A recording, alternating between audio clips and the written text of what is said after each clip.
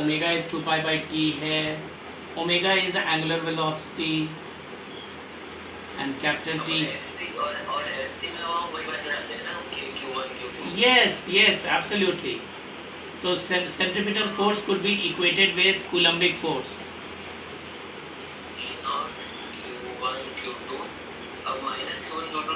No, no, because negative sign is not needed. वो जो direction के लिए, यहाँ तो हम लोग सिर्फ मैग्नीट्यूड एनालिसिस कर रहे हैं, so both the magnitude will be equated. तो ये हो गया आपका कूलम्ब लॉ इधर हो गया, उधर से होगा आपका mr 4π² यस। तो p² ऊपर चला गया और mr³ 4π²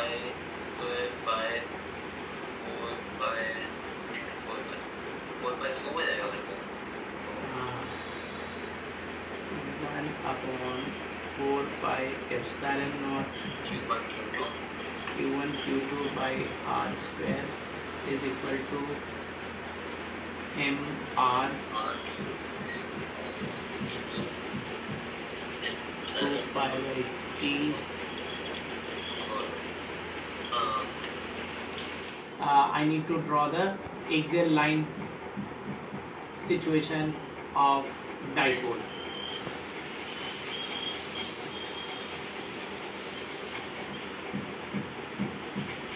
Axial line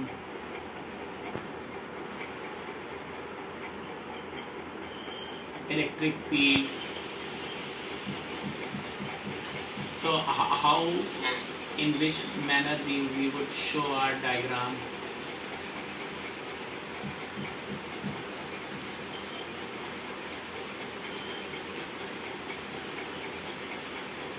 This is our dipole। पहले तो dipole हम ड्रॉ करेंगे। नेगेटिव चार्ज को always left side. This is midpoint of dipole।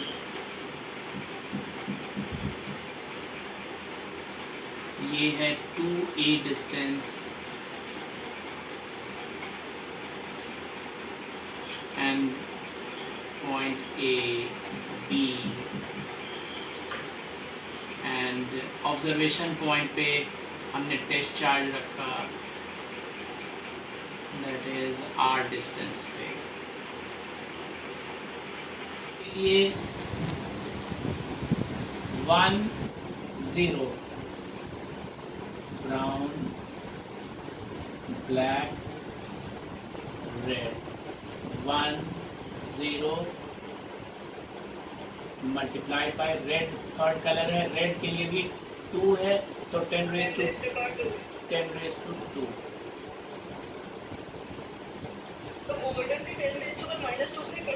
नहीं, अभी बता दो। Fourth colour is for tolerance level.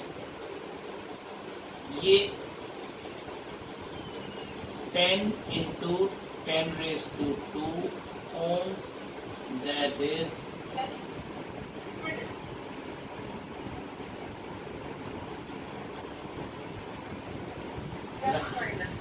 Plus minus tolerance level.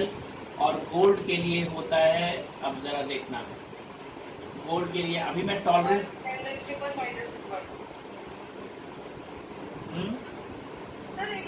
No, gold के लिए 5% है।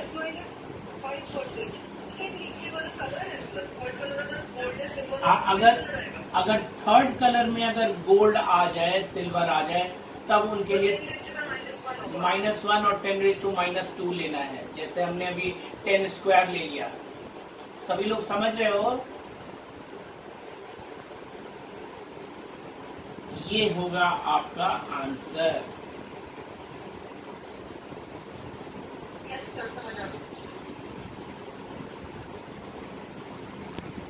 अब में आप देखना,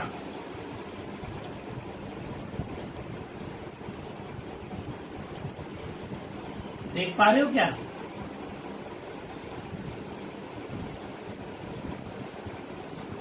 सभी लोग देखना। और फिर उसके बाद B फॉर ब्लू, और फिर जो सबसे lightest B is blue and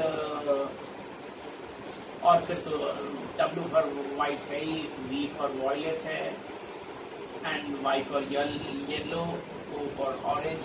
तो ये सारे कलर तो ऐसे पहचान लेंगे और इसे सीक्वेंस में फर्स्ट एंड सेकंड कलर के लिए ये कोड है 0 1 2 3 4 5 सीक्वेंस में 9 तक अरेंज कर दिया। ये फर्स्ट एंड सेकंड कलर के लिए ये वाली स्कीम चलेगी। थर्ड कलर के लिए 10 raised to 0, 10 raised to 1, ऐसे करके 10 raised to 9। फिर बाद में ना थर्ड कलर में भी अगर गोल्ड सिल्वर आ जाए तो 10 raised to -1 and 10 raised to -2 आ जाए। अदरवाइज हमने वो जो पिक्चर लिया हुआ है याद रखना, वो गोल्ड है उसमें फोर्थ कलर में। याद आया? मैं अभी आपको दिखाऊंगा। जब भी सर्किट सॉल्व करनी हो, वर्णिका, कबीर, अमित, यस सर। सबसे ये जो दोनों पॉइंट के बीच में इक्विवेलेंट चाहिए ना, ए एंड बी, इसका मतलब यहाँ पे ये बैटरी है कनेक्टेड, इसका मतलब यही है। वो नहीं भी गिवन है, हमें बैटरी के वोल्टेज की जरूरत नहीं है। ओके, तो इसका मतलब ये है कि हाँ, इसके फारदेस्ट पॉइंट जो है ये है, इस फारदेस्ट पॉइंट से हमें सर्किट को लूज करते जाना है। करना इन दोनों को पहले सॉल्व करेंगे, क्यों? बीच में कोई भी इंटरकनेक्शन नहीं है, तो इनटू 2 का 1 तो हो ही जाएगा। Yes sir. तो एज इट इज देखो, ये सामने सामने ये 1 वाला और इधर उन दोनों को रिप्लेस करके 1 कर दिया। इक्विलिब्रियम के कंडीशन में करते क्या है, उससे स्टार्ट कर लें और ये प्रूव कर दें Q is equal to -Q/4। तो we could prove very easily. Yes sir. और अगर पूरा सिस्टम इक्विलिब्रियम में है तो किसी भी चार्ज पे नेट फोर्स विल बी 0, यानी कि पॉइंट ए पे हाँ, पॉइंट ए पे कैपिटल Q लें या पॉइंट बी पे स्मॉल q लें या पॉइंट सी पे कैपिटल Q लें, किसी भी चार्ज पे नेट फोर्स 0 होनी चाहिए। तो नेट फोर्स 0 होने के लिए क्या करना पड़ेगा, देखते हैं। नेट फोर्स का मतलब, सपोज अब यहां पे रेड एरो देखना, पॉइंट ए पे कैपिटल Q पे कौन से फोर्सेस, ये वाली फोर्स लगेगी एक और दूसरी वाली फोर्स ये लगेगी,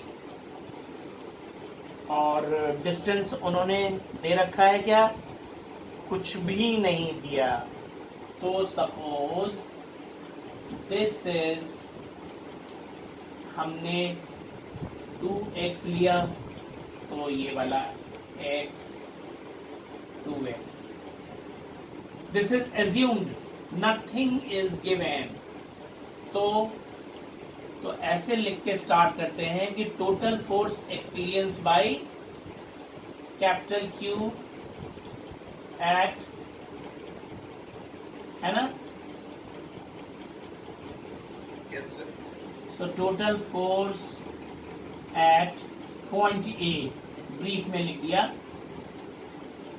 तो क्या क्या एक्सप्रेशन है, एक तो K Q by x² plus K Q² by 2x whole square is equal to 0। बात बन रही है या नहीं, चेक करना। सर ये क्या है? हाँ, टोटल फोर्स, सर ये समझ गया है। हाँ बताता हूँ, देखो। नहीं सर, ये Q जो लिखा है ना, मैं समझ गया क्या है। ये K Q1 Q2 by R² तो पॉइंट ए पे बी के वजह से जो फोर्स लग रहा है,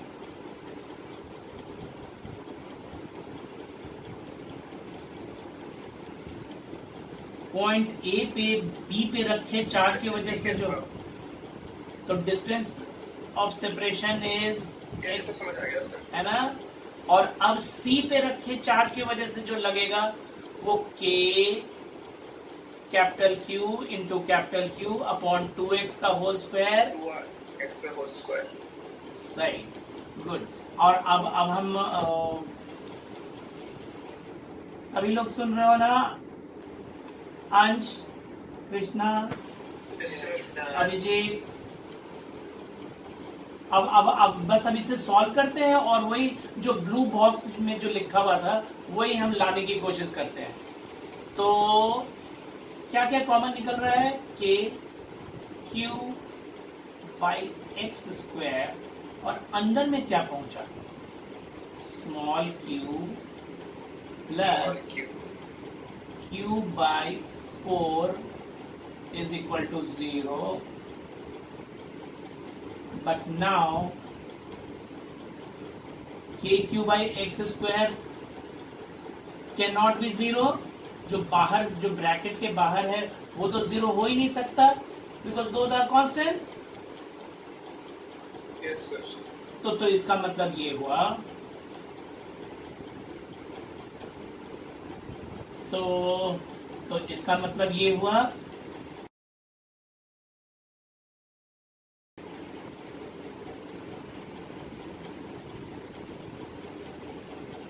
it implies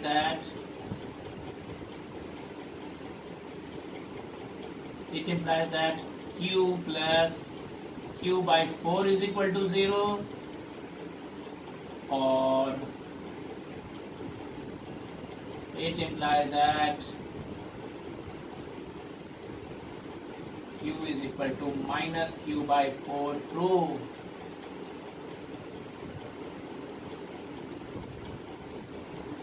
बताओ कि किन किन लोगों को समझ में आया, नहीं आया? सर आगे सब है ना। तो आपने इस प्रॉब्लम से क्या सीखा कि whenever we are having 3 charge system in equilibrium, that means वो तीनों में से किसी भी चार्ज पे हम नेट फोर्स 0 ले सकते हैं। 0 ले सकते हैं। हाँ, सिर्फ एक पे है। जैसे अभी हमने पॉइंट ए पे ले लिया, तो पॉइंट बी पे भी ले सकते हैं, पॉइंट सी पे भी ले सकते हैं। 0 कैसे आया? 0 कैसे आया? इक्विलिब्रियम है ना। बिकॉज पूरा नेट फोर्स, हर पॉइंट पे नेट फोर्स 0 होना पड़ेगा ना, तभी तो वो पूरा सिस्टम इक्विलिब्रियम में है। क्योंकि पूरी की पूरी सिस्टम, अच्छा अब एक और बात आप समझो कि पूरी की पूरी सिस्टम इक्विलिब्रियम में होने का क्या मतलब है?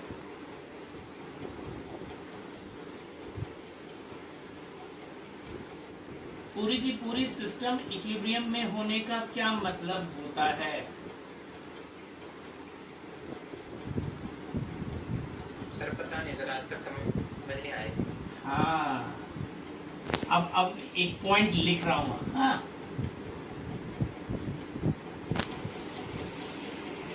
देखो तो आप लोग देख पा रहे हो, full system is in equilibrium means what? At all the particles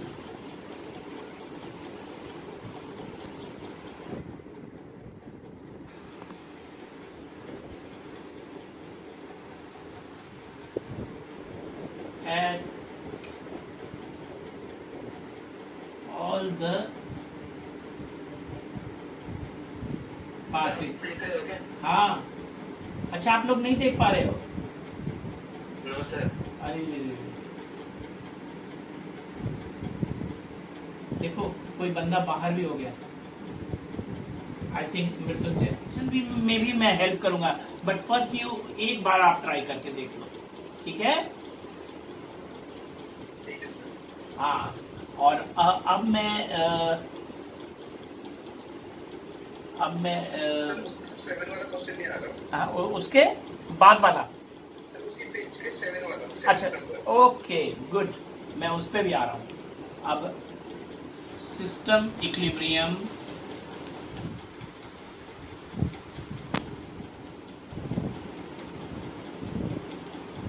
means no net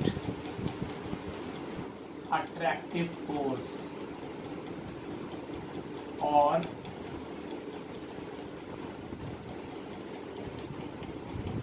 repulsive force।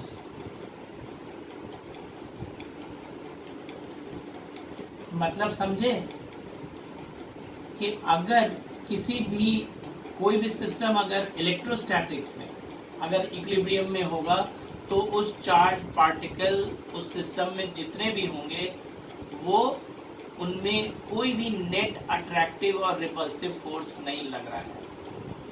अगर एक तरफ से अट्रैक्टिव लग रहा है तो दूसरे तरफ से रिपल्सिव लगेगा, तो इसलिए वो वहीं का वहीं चिपका रहेगा। It won't go anywhere else, या उसे इधर उधर हिलने डुलने की टेंडेंसी नहीं रखेगा। समझ पा रहे हो आप लोग? Yes sir. यही होता है इक्विलिब्रियम मीन्स। ये इक्विलिब्रियम का मतलब है। ओके,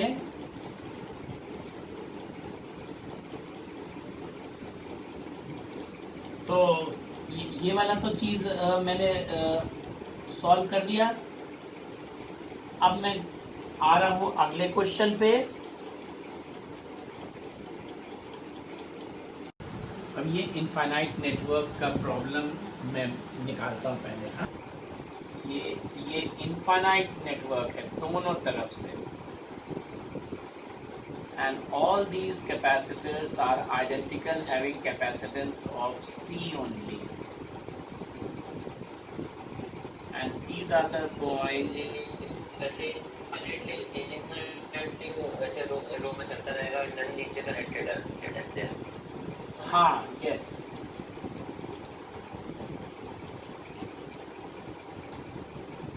और between these two points हमें निकालना है equivalent capacitance between A and B।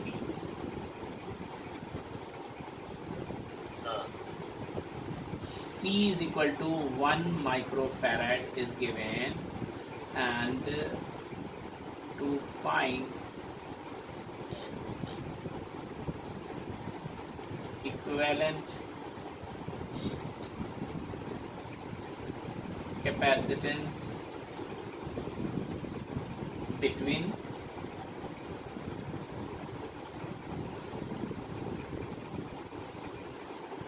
terminals A and B. Now how can we handle this thing?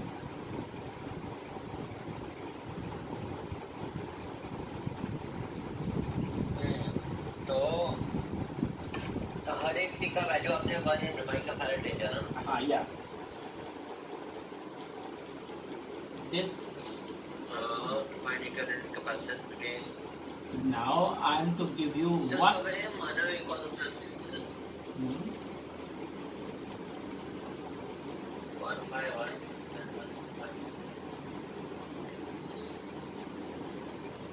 जो ये C बीच वाले कनेक्टेड है हाँ। A और B के अक्रॉस, हाँ, इन सबको हम एक दूसरे के पैरेलल में मान लेंगे।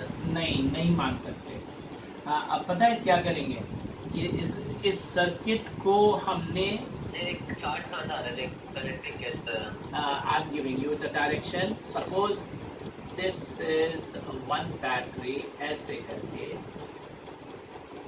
तो ऑब्वियसली अगर if it is sending charge like this, it will be coming like this, और फिर इस जंक्शन पे ये ऐसे ऐसे आया, फिर इस जंक्शन में तो ऐसे से, तो ये इनफाइनाइट नेटवर्क है। तो ऐसे केस में हम लोग एज्यूम करते हैं the circuit will become like this के एस।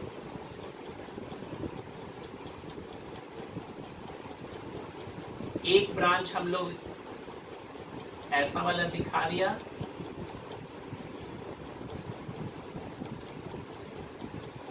एंड दूसरा ये अगर इक्विवेलेंट, लेट द इक्विवेलेंट भी, अब पहले इक्विवेलेंट को सपोज कर लो। क्या है इक्विवेलेंट? मान लो C dash, let C dash be the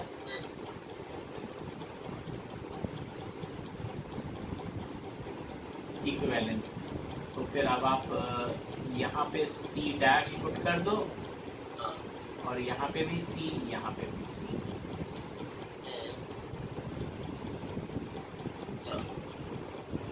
तो मतलब अब बाकी सारा जो वो होता रहेगा, जैसे फाइल डालता जाता रहेगा C डैश में। हाँ, यस, यानी कि स्टिल पूरा का पूरा, अगर पूरा नेटवर्क का हम इक्विवेलेंट अगर मान लो ऐसे करके ये पूरे का अगर C डैश है, तो still C dash is in parallel to one network. ऐसा बिकॉज अभी भी कैपेसिटेंस C डैश ही है। अगर पूरे का C डैश है तो अभी भी एक ब्रांच, अगर समुद्र में से सी से आप वन ड्रॉप वन पूरे बकेट ऑफ वाटर निकाल भी लो तो still it is infinite.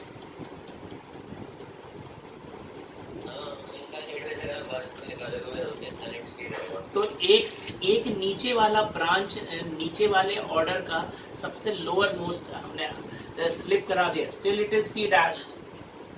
So now we can consider this as a real network. तो अब इसी का इक्विवेलेंट निकाल लें। ये C और C डैश का पैरेलल में मान लो। हाँ, और फिर उसके बाद उन दोनों को साथ करें C के साथ सीरीज में मान लो। सीरीज में, यस, एग्जैक्टली। तो फिर उसके लिए फिर हम लोग अब इक्विवेलेंट कैसे निकालेंगे? ऐसे और दिस पूरे का भी C डैश ही लेना होगा, है ना? तो पहले C dash is equal to,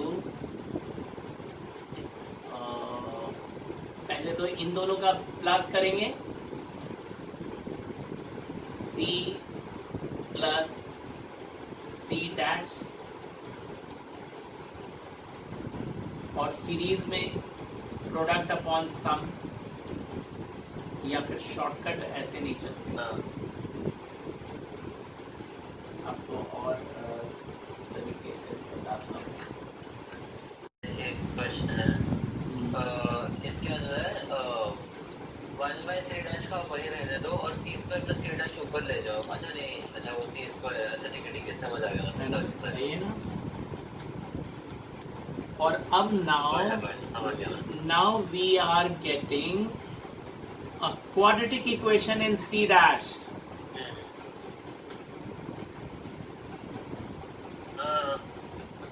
अब ये उधर ले दो C स्क्वायर और C डैश स्क्वायर, तो ये हो जाएगा आपका C square plus C dash square.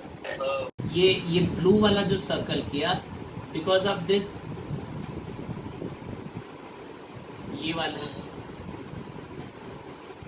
इन दोनों को पैरेलल में किया, और बट सीरीज में तो आप 1/C dash is equal to 1/C plus 1/C1 plus 1/C2 plus 1/C3 आप सीरीज में लेते हो, तो समझ जाओ, है ना? हो गया। तो बस अब इसे C डैश के लिए सॉल्व कर लेते हैं, है ना?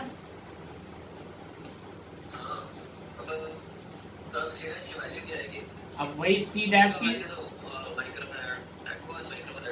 हाँ, तो C डैश की जो वैल्यू आएगी वही C के टर्म में आएगी।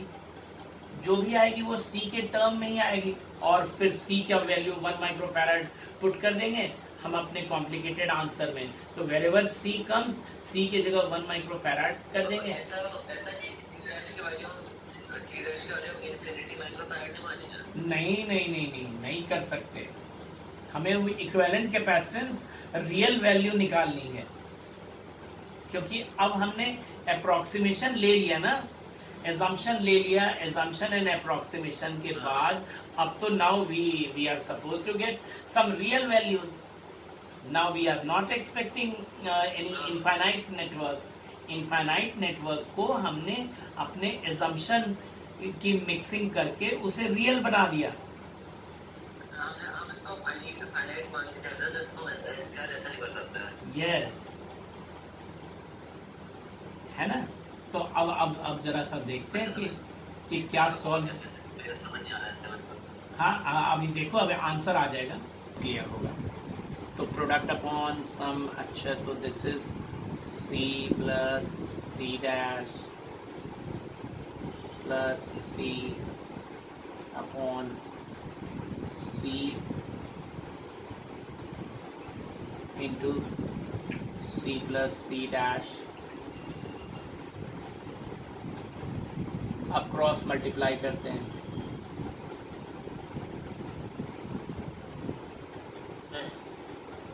ओ अच्छा, है ना। C dash plus 2C plus C dash by C square plus C dash 2C plus C dash upon C square plus C dash, और अब cancel he, sorry, cross multiplication. C square plus C dash is 2C equal C dash 2C plus C dash। अच्छा, 2C, अब ये C plus C हो जाएगा ना। पहले मैं वो PDF निकाल रहा हूँ करके, पोटेंशियल एंड कैपेसिटेंस का। हाँ, ये वाला मतलब ये तीन कैपेसिटर्स पैरेलल में क्यों हैं, तो इस चीज को हमने समझा था प्लस माइनस चार्जेस की वजह से ये वाला हुआ कि हाउ, था।